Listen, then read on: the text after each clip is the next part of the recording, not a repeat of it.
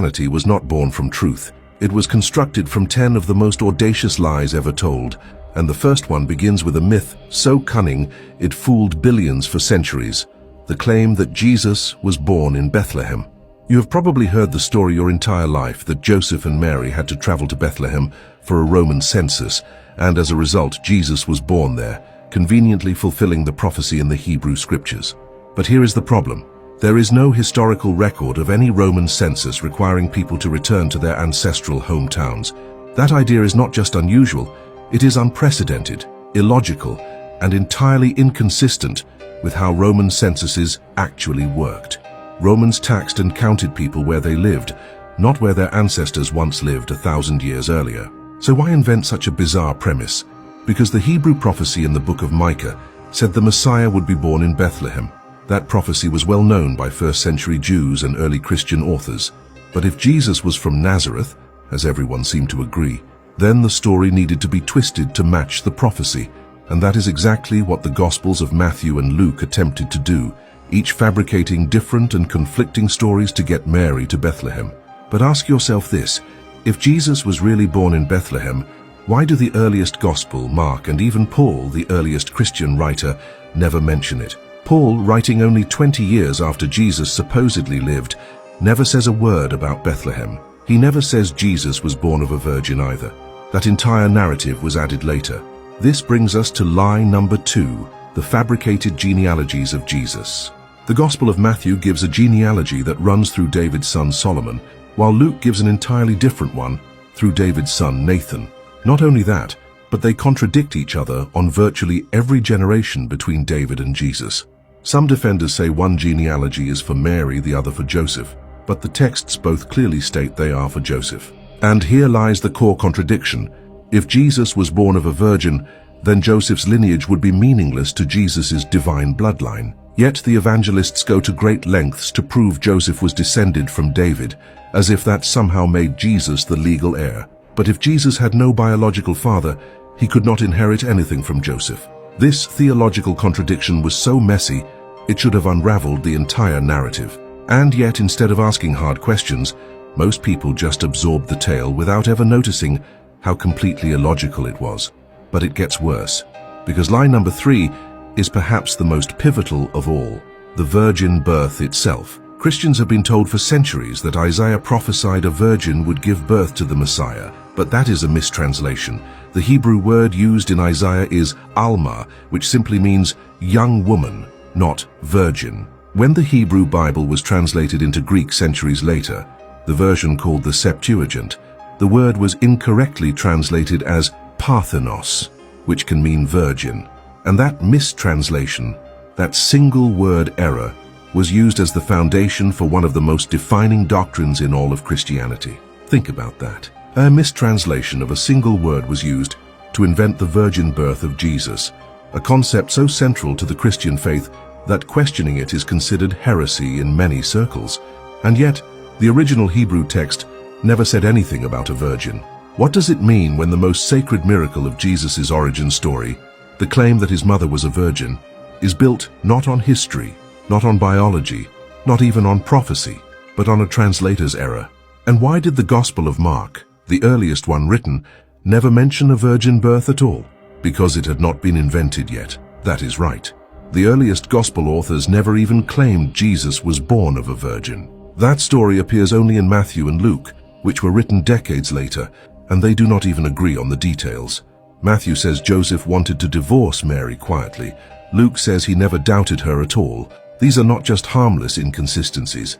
These are contradictions that undermine the credibility of the most critical claims in the entire faith. Ask yourself, would the truth need so much creative editing? Would the truth need to contradict itself at every turn?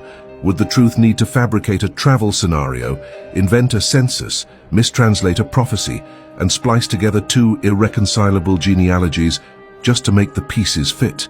Or is it more likely that these were the efforts of storytellers trying to make their character fulfill ancient expectations, retrofitting their theology into the mold of Jewish messianic prophecy to win over skeptical converts? And if the earliest Christians were already this willing to invent, what else were they capable of creating later on? What began as a movement of apocalyptic preachers evolved into a full-blown religion with carefully curated stories and doctrines. But the lies that built Christianity did not stop at the birth of Jesus. They only got more dramatic from there. If the foundation is false, how strong can the structure truly be? We have only just begun uncovering the historical fabrications that propped up the greatest story ever sold. The virgin birth, the genealogies, and the journey to Bethlehem are not sacred facts. They are literary tools, narrative inventions, and theological traps designed to deceive the masses and solidify control. You were not told these stories so you could ask questions. You were told them so you would stop thinking. But today we break that spell. And once you see how it started, you will never be able to unsee what comes next. Because these are just the first 3 lies in a web of 10, and what follows will shake the very core of Christian history. If the birth story was already a calculated lie, then what about the rest of Jesus' life? Why does it vanish from history? Lie number 4 is perhaps the most deafening silence in the entire historical record. The idea that Jesus, this miracle-performing, crowd-drawing, temple-flipping figure who allegedly attracted thousands and shook the foundations of Jewish and Roman power, left behind no contemporary historical trace whatsoever. Not one word, not one mention, not a single sentence written during his lifetime by anyone. Not a Roman, not a Greek, not even a Jew, despite the fact that Palestine was under constant surveillance, record-keeping, and documentation by multiple imperial and religious authorities.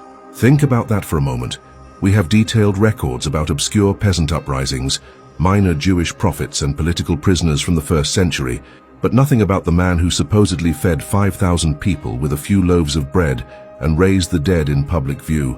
How can that be? Because it never happened. The Jesus described in the Gospels is not just a figure with no footprint, he is a literary ghost. This leads us directly into lie number 5, the myth of the 500 witnesses.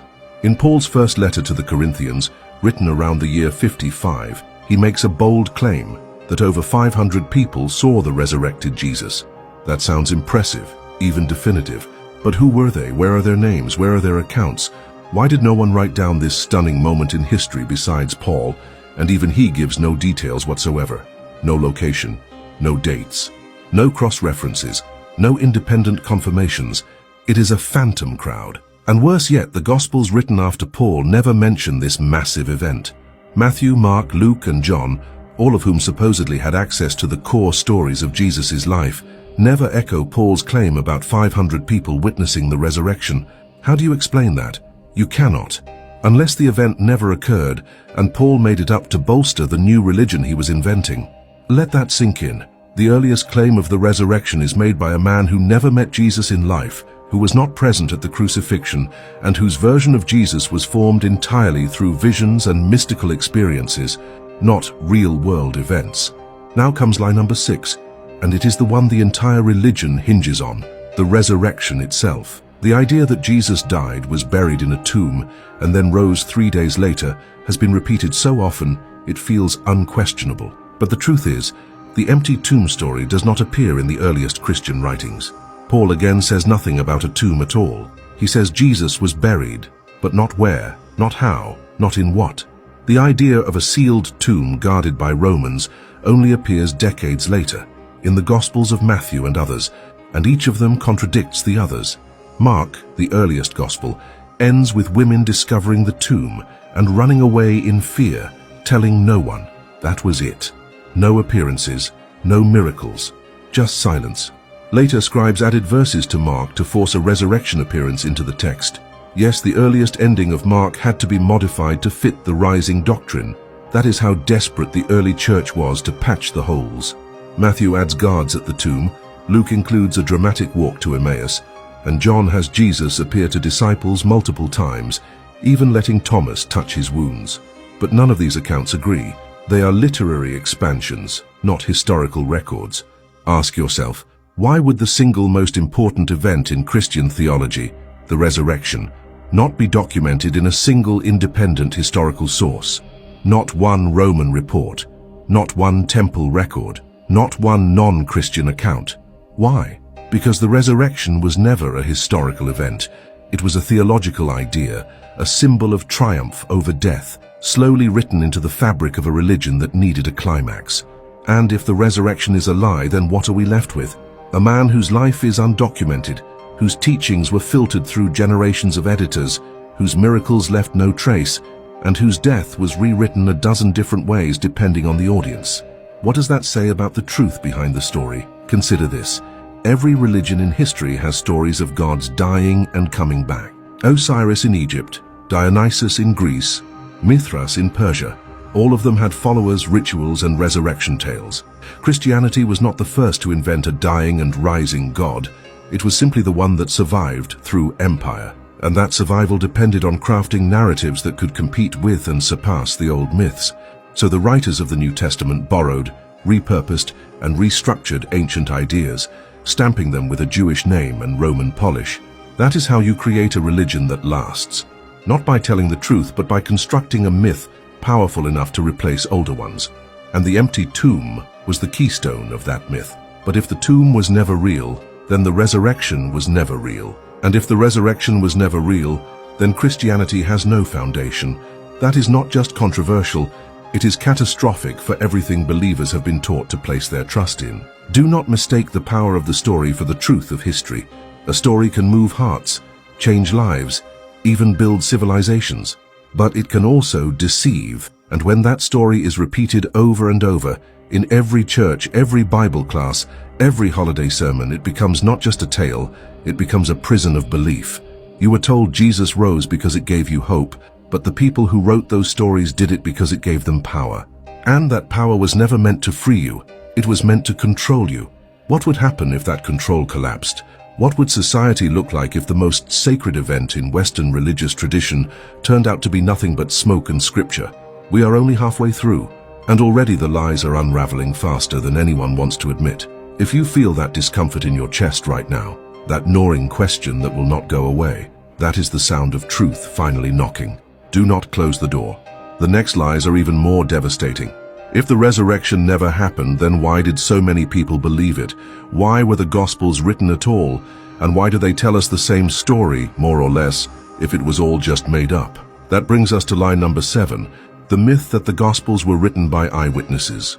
For most Christians over the age of 50, the idea that Matthew, Mark, Luke, and John personally knew Jesus, or at least knew people who did, has been drilled in so deep it feels like a fact. But it is not. It is a lie. None of the Gospels are signed. None of them claim authorship in their original versions. The names were added later by church tradition, decades after the texts were first circulated. That means no one really knows who wrote the Gospels, and worse, whoever did write them was not there. Biblical scholars across the spectrum, from conservative to secular, agree that the Gospels were written between 40 and 70 years after the events they describe. That is 2 full generations of telephone game storytelling, political reinterpretation, and theological reshaping. And there is more. The Gospel of Mark, believed to be the first written, does not even include a full resurrection narrative in its earliest manuscripts. The original ending of Mark stops at chapter 16, verse 8, with women fleeing the empty tomb and telling no one what they saw. No risen Jesus, no appearances, no instructions. That was the end. It was only later scribes who added the rest, splicing in resurrection scenes borrowed from the other Gospels. Does that sound like eyewitness testimony? Or does it sound like literary editing designed to align the narrative with evolving doctrine? Now consider this. If Matthew and Luke had access to Mark, as most scholars believe, why do they contradict Mark and each other so often? One says Jesus' first sermon was on a mountaintop, the other says it was on a plain. One says Jesus was born during the reign of Herod the Great. The other says during the census of Quirinius, which occurred 10 years later. One says Jesus' last words were, "Father, forgive them, for they know not what they do." Another says, my God, why have you forsaken me?" Yet another says, "It is finished." How can the most sacred moment in Christian history, Jesus' final breath, have 3 completely different versions, all allegedly remembered by faithful followers? The answer is simple. They were not remembered. They were invented, crafted, tailored to fit different audiences. Matthew writes for Jews, so he emphasizes prophecy fulfillment. Luke writes for Gentiles, so he softens Jewish law and adds more compassion. John writes last, and his Jesus sounds like a cosmic being rather than a man. The difference is not just stylistic, it is theological. Jesus evolves from a humble preacher in Mark to a God walking among men in John. That is not eyewitness memory. That is mythological inflation. And this brings us to lie number 8, the contradictions in the Passion narratives. If Jesus' trial and crucifixion were real, historical events, they should be the most consistent accounts in the Bible, but they are not. Each gospel disagrees on major details. In Matthew, Judas throws the silver back and hangs himself. In Acts, written by the same author as Luke, Judas buys a field and falls headlong, spilling his intestines. In one version, the 2 thieves crucified with Jesus both mock him. In another, one repents and goes to paradise. The timeline of the crucifixion also shifts. John says Jesus was crucified the day before Passover. The others say it was on Passover itself. These are not small differences. They are timeline-altering contradictions that destroy any claim of factual reliability. Would eyewitnesses contradict each other on something as enormous as the hour their teacher died? Would they forget which day it happened? Or who was there? Or what he said with his final breath? Of course not. But anonymous authors writing decades later for different communities might very well insert their own versions of the story to make theological points. And that is exactly what we see. These are not historical records. They are religious propaganda. And once you understand that, the entire house of cards begins to collapse. Because the cross was not just an execution, it was a symbol. And symbols can be reshaped, remixed, and reused to control the emotions of an audience. Ask yourself this: why does Jesus in John carry his own cross proudly, while in the others he stumbles and needs help? Why does John emphasize Jesus' divinity at the cross, while Mark focuses on his humanity and abandonment? These are not accidental discrepancies. They are deliberate rewrites, layered onto the story to match evolving dogmas. The Jesus of John is not the same as the Jesus of Mark. They are 2 different characters, shaped by different theological needs. And that should terrify anyone who ever believed these stories were inspired by the same God, because a divine truth does not need revision. A divine truth does not change shape based on who is listening. A divine truth does not contradict itself across 4 versions. But a man-made myth does, over and over again. If you are feeling the weight of these contradictions, it is because you are finally seeing what so many were never allowed to examine, that the Passion story, the trial, the betrayal, the crucifixion, and even the resurrection was never preserved as a sacred record. It was rewritten, edited, and customized to keep believers loyal and afraid to ask questions. If this does not disturb you, read those chapters again, side by side. Look for the differences. Count how many timelines break. Watch how the words change, the actions shift, the characters disappear or transform. This is not how history behaves. This is how fiction grows. Each edit, each contradiction, each retelling was another layer of the lie. And beneath all of it lies a truth so dangerous, so undeniable, that churches dare not speak it. The story of Jesus was never about truth. It was about control. And now that you have seen it, you can never unsee it. If the life, death, and resurrection of Jesus were rewritten, reshaped, and riddled with contradictions, then what kept the myth alive long enough to become an empire-spanning religion? That leads us directly into lie number 9, the myth of the early Christian martyrs. You have probably heard that the earliest followers of Jesus were so convinced of his resurrection, so unwavering in their faith, that they willingly faced torture, lions, fire, and crucifixion rather than deny their beliefs.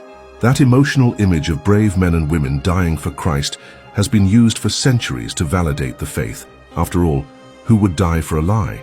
But that question only holds weight if the stories are true, and they are not. Most of the martyrdom narratives that circulate today were written long after the events they supposedly describe. Take the tale of Peter being crucified upside down in Rome. There is no contemporary record of this. It appears only in apocryphal texts written more than a century later. The same goes for stories of Paul's beheading, the burning of Christians as torches by Nero, or the mass executions in arenas. These are tales passed down through generations of religious storytellers, not documented historical facts. And here is the kicker. Even the earliest Christian texts show no uniform picture of persecution. In fact, some early Christian writings, like the Didache and the Letters of Ignatius, indicate that Christian communities often lived peacefully and integrated with their pagan neighbors. So why fabricate martyrdom? Because it is the most powerful tool of manipulation. If you can convince people that your movement is built on the blood of heroes, that its truth is so sacred it cost lives, then any challenge to that narrative becomes sacrilege.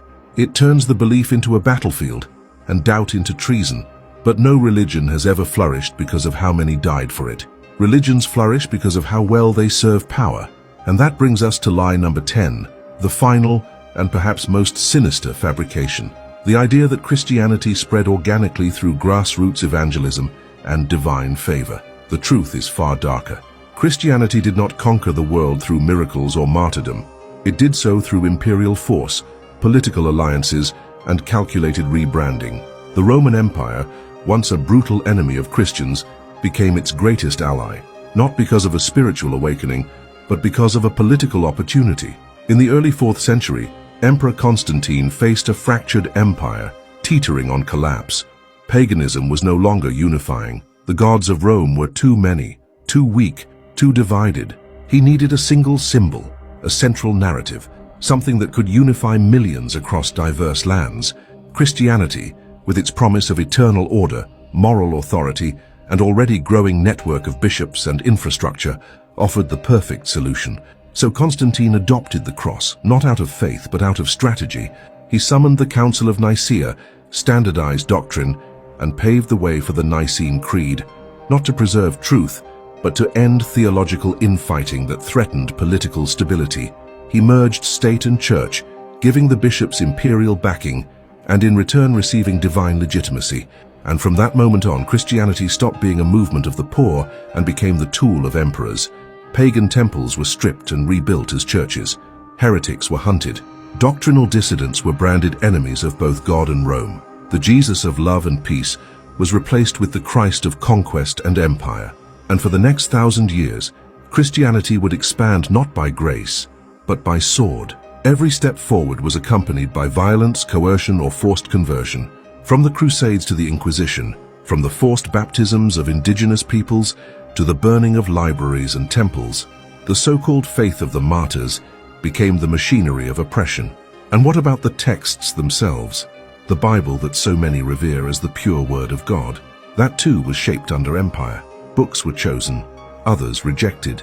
Gospels that presented alternative views of Jesus, like the Gospel of Thomas or the Gospel of Mary, were labeled heretical and destroyed. Councils of men motivated by politics and doctrine decided which texts would define eternity, and once that canon was locked, any deviation became punishable. This was not a religion rising on truth, it was a regime rising on narrative. Christianity became the Roman Empire in a robe, claiming heavenly authority while enforcing earthly dominance.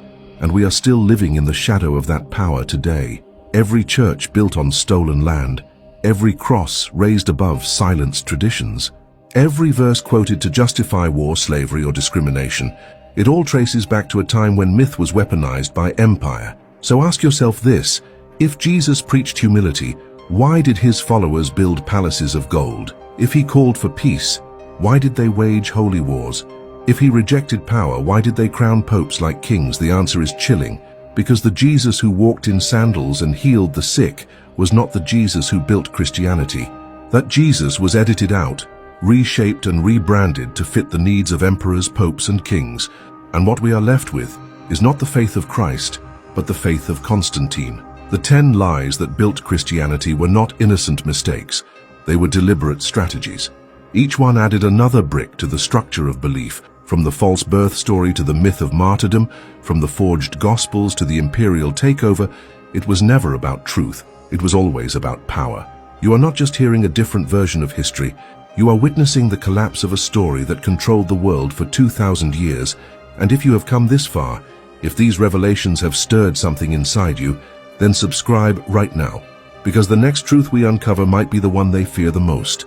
So now that all 10 lies have been exposed, the false birthplace, the mistranslated virgin prophecy, the contradictory genealogies, the silence of history, the phantom witnesses, the inconsistent resurrection stories, the anonymous gospel authors, the incompatible crucifixion accounts, the myth of martyrdom, and the imperial hijacking of the faith, what are we really left with? A religion that claims to be built on divine truth, yet at every foundational level is tangled in human fabrication, historical distortion, and political agenda. And here is the deepest and most painful truth of all. It worked. For nearly 2,000 years, these lies were not just accepted, they were celebrated. They became untouchable pillars of culture, morality, and identity. People were born into these stories, raised under them, judged by them, and sent to war for them. These were not small fabrications. These were global constructions that shaped the fate of empires and the minds of billions. And even now, in the age of information, most people still have no idea how thoroughly manipulated the history of Christianity actually is. They still think Jesus was born in Bethlehem because of a Roman census that never happened. They still believe the Gospels were written by men who followed Jesus, not anonymous scribes shaping doctrine decades later. They still picture a divine resurrection when the earliest and most reliable texts show no such scene. They still revere saints and martyrs whose deaths were invented, whose heroism was fabricated to strengthen the illusion of divine favor. And above all, they still believe that Christianity spread because it was true, not because it was weaponized by emperors who saw in it the perfect vehicle for social control.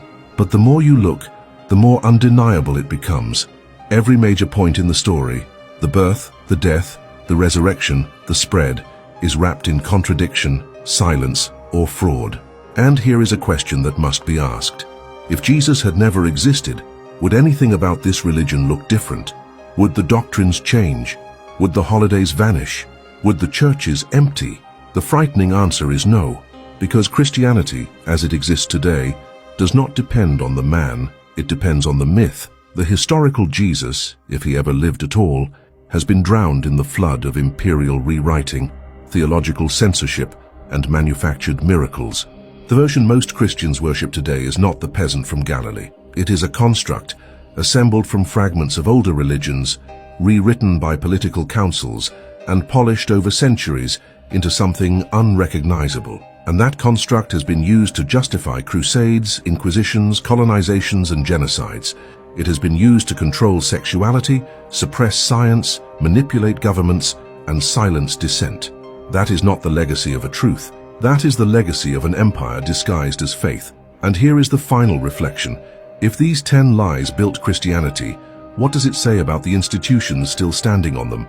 What does it mean for the billions of people whose entire worldview is rooted in a narrative so thoroughly falsified? What does it mean for you? Maybe you feel shaken. Maybe you feel angry. Or maybe, for the first time, you feel free. Because when you tear down a lie, what you are left with is space for truth. Real truth. Not the kind that needs to be enforced by fear, dogma, or tradition.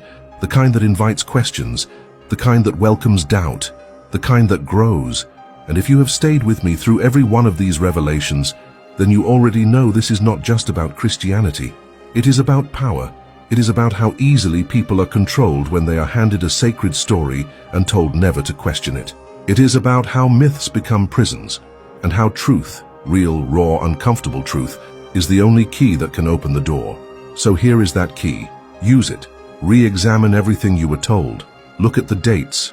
Read the early texts. Trace the contradictions. Watch how theology was rewritten to match empire, and then decide for yourself. Do you want to keep living in the shadow of a lie, or do you want to step into the light of what is real? Because this is not the end of the story.